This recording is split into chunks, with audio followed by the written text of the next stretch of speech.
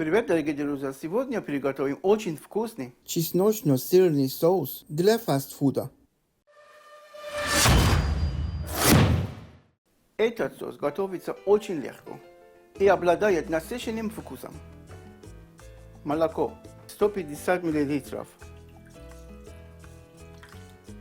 Включаем плиту. Пусть молоко нагреется, но не закипит.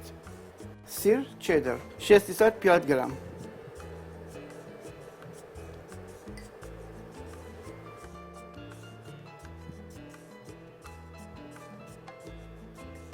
Мешаем до расплавления сыра.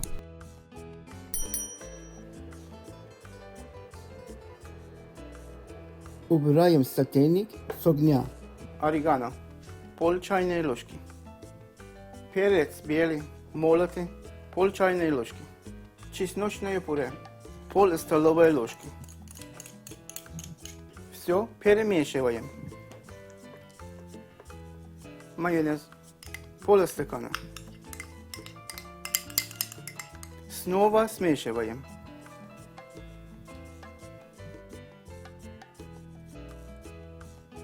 И в последнюю очередь уксус 1 столовая ложка.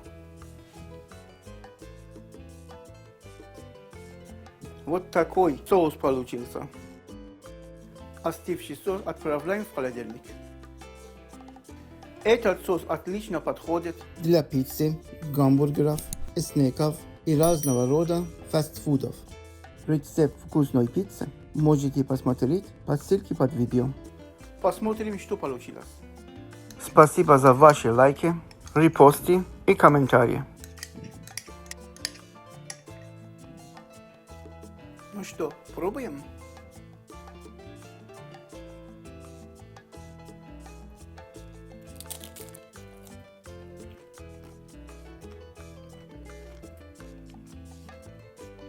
Классно получилось. Вкуснее, чем сырные с Макдональдса.